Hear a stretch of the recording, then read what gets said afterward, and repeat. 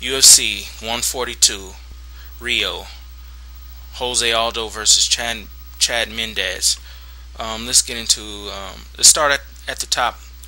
Chad Mendez, Jose Aldo. I call this one right.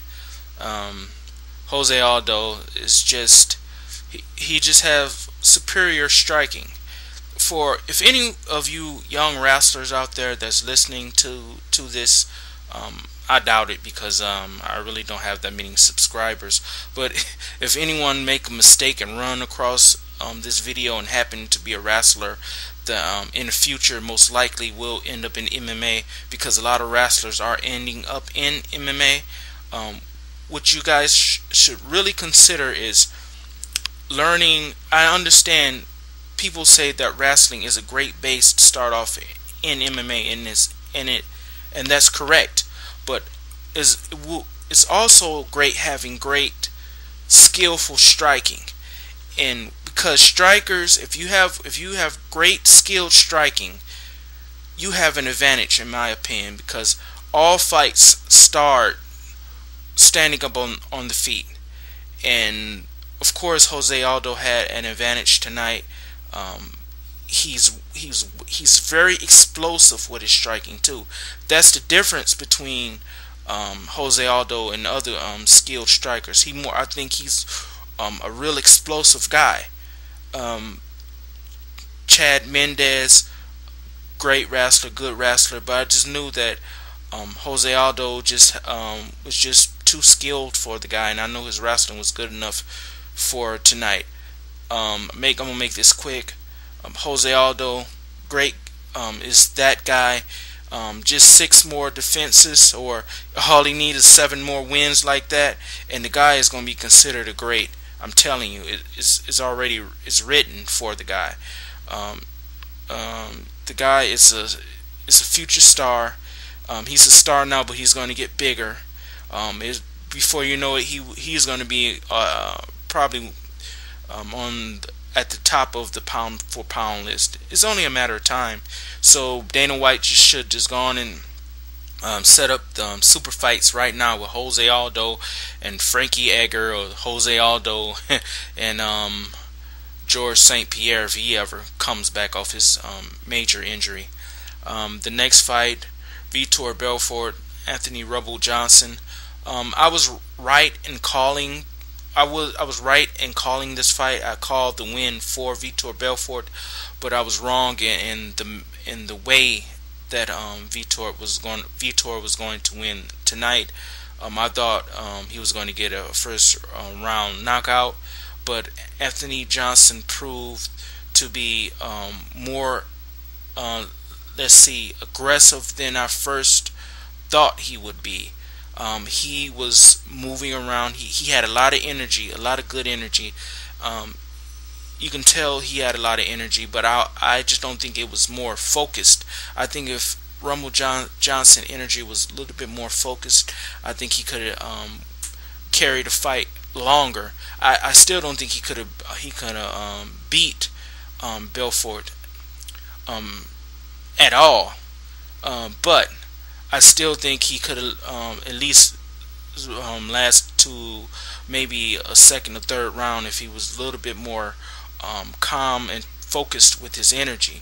Like I said, Anthony Rumble Johnson should have came in at middleweight and fought somebody else. He should have fought a Lieben or some other guy just to get acclimated to fighting at 185.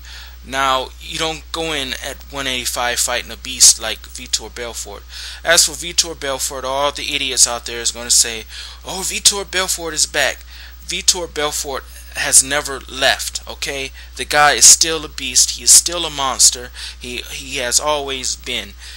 What people just underestimate the guy and just is critical of the guy because he got caught with that kick. Alright? Vitor Belfort got hit with an amazing kick. Reason why Vitor Belfort got caught with that kick because he was standing in front of Anderson Silva. You do not stand in front of Anderson Silva, period. Even with a guy with great hands like a Vitor Belfort. You have to move. You have to put pressure on Silva. Silva is a great technical guy, and if you stand on the outside, he's going to smash you. I mean, Chael Sonnen showed the blueprint of how to beat Anderson Silva. No one has followed it. Has followed Chael Sonnen blueprint yet. I don't understand why. You have to put pressure on Anderson Silva, and even then, if you let up for 1 second, like Chael Sonnen did, he can capitalize on you and get a victory. Vitor Belfort is gonna be back. He's gonna fight for the title, whether it's Anderson Silva or Chael Sonnen. Whoever holds that title at middleweight, he will be fighting for that title again. Oh yeah, and as for Belfort, Belfort was on a win streak when he got kicked in the head like that. When he got knocked out. Before he got knocked out by Anderson Silva, he was on a win streak. He was on an incline. He wasn't on the decline. So for people saying that Vitor Belfort is all mental with him, he breaking down and this and that, he's getting old, that's a bunch of bullshit. People don't know what they're talking about. He got caught with an amazing kick, plain and simple. Vitor Belfort is a beast, and everybody at 185 better watch out. Paul Harris, yeah. Paul Harris, I was right on this one. He won by submission, just like I said. I think it's another guy that guys at 185 got to watch out for, because he's very strong guy. He's a very strong guy. I call him the muscle fist, because that's what he remind me of. He's just short, stocky, and just muscle. He's a muscle fist, and the guy he's his striking is decent. It can be better, but his ground game is real good. Plus, him being strong like that is very hard to break out his grips. And for guys at 185, again, that's another top guy at 185. Guys got to worry about, especially guys like Chael Sonnen.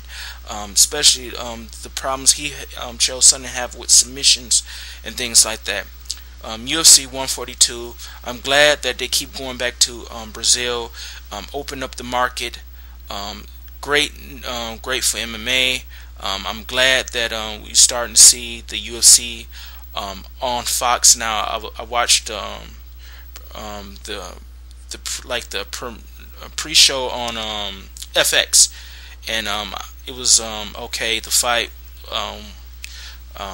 was kind of lackluster, but hey, whatever the case, it was still good for it to be on Fox. So that's my video. UFC 142 Rio.